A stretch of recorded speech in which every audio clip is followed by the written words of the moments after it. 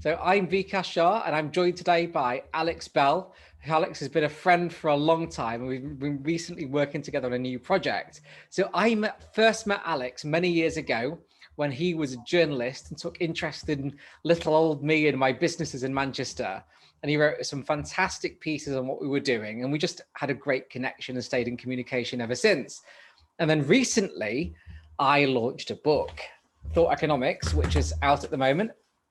And Thought Economics basically is a collection of my interviews from decades of work, which Alex has always been quite intrigued by. And when Alex launched BellPress, I thought there's no one else better who I trust more to handle the publicity for the book. And it's been brilliant. You know, Alex has done such a good job. But I guess I want to just today interview you instead. Thank you. So the starting point for me is, see, you've been a journalist for a long time. I'm a mere mortal in the writing world. What is journalism? Like, how do you define journalism? What does it mean to you? Well, I think there's different areas, isn't there, of journalism? I mean, it's the activity or profession of writing for newspapers, magazines, websites, preparing news to be broadcast on radio or television. But I think you break it down into sports journalism, crime journalism, business journalism, investigative journalism, political journalism, celebrity journalism, arts journalism, and education, as Tony Blair would say. Yeah. And that in itself is quite a web of information, isn't it? And the best media presents all that to us on a hourly, daily basis in a fair and balanced way. And then we can get involved in that as and when we choose to. And they're really, all those things, it's about the quest for the truth. And it's about those different parts of journalism telling us something that we don't know. And obviously, as a journalist, you're on the receiving end of public relations pitches practically constantly. I would assume that that's what your email inbox was mostly full of. But now you've switched to the other side. And do you think that being a journalist prepared you well for the world of public relations? And, you know, from being on the receiving end of it and from having experienced so much of PR over the years, you know, what do you reckon PR means as well? Well, I think public relations, the official definition of public relations, I was told, was it emerged in America, and it was insurance of reputation. Insurance, not assurance. Oh, wow. So that's, to me, very, very interesting. And it's all about the way organizations communicate with the public and how they promote themselves and build a positive reputation and image to the public via the media. Going back to your original question, Vikas, about that, following the definition, is, you know, I really feel for someone like Shalina Begum now, who's now the editor of Business Desk. She's gone back in after having a little bit of a time out from editing the Manchester Evening News Business Desk, and she'll have an abundance of emails, probably 200, 300 a day, that she can't get through. You know, people like me and other people approaching her saying, come on, use this story, talk to me. So of course, when you're a public relations person representing an individual or a body or an organization, you've got to get your stuff right, get your facts straight, get your emails absolutely spot on. Yeah. But do you think that actually your experience being a journalist has also given you an edge in public relations as well? Because I know from working with you on the book, you know, it's been really great to see how you've been able to structure pitches in a way that just seem to really resonate with the people that you're working with. You know, do you think that's something that you got from your time in journalism? I think so. I think the biggest thing I learned from it is how to talk to the journalist or the editor at any said publication, because if you go in and say to them, I've got the best story you are ever going to read in your life, and get it on your website now and share it on Facebook, it's not going to work, that approach. What you have to do is give them the story and give them space to breathe, and just say, if you want to speak to the subject, the person behind it, then give me a call, whether that be Vikas Shah or Andy Burnham or whoever it may be. a good story will look after itself, and I think really you do have an edge, I think, but I'm not alone in the fact that I'm a journalist who's gone into public relations. I think the people who have gone from public relations to journalism are lonely because there's not many of them, because the communicative profession says that you do journalism first, then public relations. But I've no problem with either way. I think as long as you do your job well, you'll do well. Yeah. Now, I remember when we were first working together with the book and with other projects, you were really keen to get to know me as a person, because, and I see that in retrospect now, that the more you know me, the better you can do for me as a client. And so I really appreciate you taking the time to do that.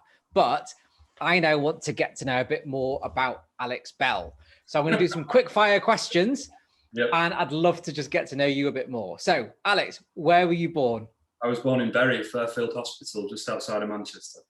And what do you think defines you as a person now? I think sport and stories and never giving in. Oh, wow. Now, do you have any fascinating sports facts about your life that you can share with us whilst we're here? Oh, do you know what? You've absolutely got me there. Sports facts. Oh, I really don't know. I got a couple of hundreds once for, the cricket teams I played for, and did quite well at times. But that's a couple of hundreds more than I've ever got, so you win. So, favourite film? Jaws. 3 men on a boat trying to track a shark. Come on. Legend. Favourite book? Thought Economics #1. Okay, now what's your real favourite book? Brooklyn Follies by Paul Auster. Amazing. Greatest ending in a novel's history, I think. And what do you love most about England and the UK? Sense of humour. That's very true. And obviously, at some point, we're all going to get back to travelling. So what's your favourite place in Europe or even in the world that you want to go to? Berlin in Europe and Chicago in America. See, Berlin's incredible. Berlin's got such a Manchester-like vibe to it. Or maybe we've got a Berlin vibe. I'm not sure who's winning. Exactly. Now, I know you're a big sports fan. Yeah. I love tennis. It's one of the few sports that I know anything about. So Federer or Nadal? Hardest question ever, 50-50, but I'd have to say Roger Federer. Yeah. I'm inclined to agree with you because he just has this style, doesn't he? Which is missing otherwise. And in terms of, again, sports has been a big part of your life. Do you think that there's been, 3 really iconic sports people that have influenced you or even your kind of generation? Yeah, I think the footballer Andrea Pirlo, the title of his book is I Think, Therefore I Play. And I can't remember who it's taken from that. I think it's some kind of French philosopher. But he's my favourite footballer ever. So it'd be Andrea Pirlo. It'd be Rohit Sharma, who's the Indian opening batsman, a phenomenal cricketer.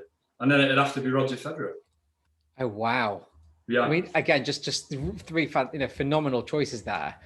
Thanks. Do you have a similar following for music as well? If you're sat down at home or you're out and about, doing whatever you're doing when you're not helping your clients, is there any music that you love, like your 3 favorite musicians or musical acts? Yeah, I think the rapper, the trailblazer that is Tupac Shakur is my favorite musician. Long live the memory of him and what he continues to bring to us.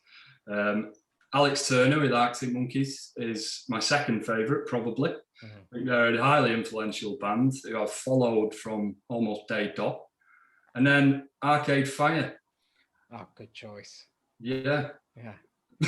Now, you know what? Again, one thing I've got to know about you is you've got, such an eclectic group around you and such eclectic interests. But if you were having that, that classic dinner party we all like to envisage, who are like the 2 men and 2 women you'd love to have there, living or historic? I think the actress Amy Adams would be one of them. Yeah.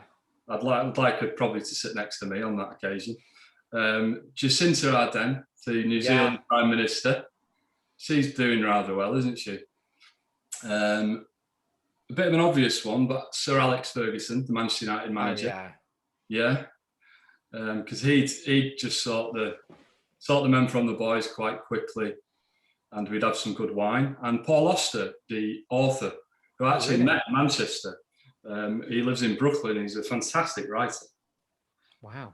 Yeah. Now, Now, I'm fully anticipating this may happen one day. So I'm going to ask you this question. If you were given the keys to the country for a day and you were prime minister, now, we wouldn't be doing this interview because you'd be getting spoken to by far more important publications than Thought Economics. But hypothetically, you're now prime minister.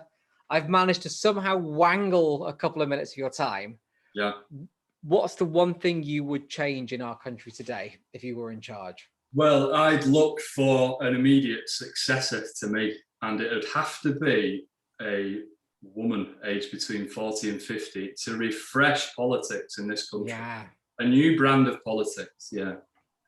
I fully agree. Now, one final question, Alex. So something which I ask every single guest on Thought Economics as well, which is no one likes to think about legacy, because legacy is something that, maybe gets written about us one day. But what do you think your legacy is going to be? What do you think will be that echo that you leave on the world? I'd like to think that I was someone who, when I interviewed whoever it was I interviewed, I made them feel comfortable and they could tell me what they wanted to tell me. I think that's really, really important, because it goes back to journalism and the quest for that truthful message that we all want to speak on behalf of our organizations, family, friends. That's it. Wow. Now, Alex, it's been really good fun interviewing you after you've asked me so many questions over the last few weeks to get the book out there. Yeah, thank you. You've done such a great job for Thought Economics and for that whole project. And I can't recommend you highly enough. Well, thanks a lot, Vikas. It means the world to me. Thank you.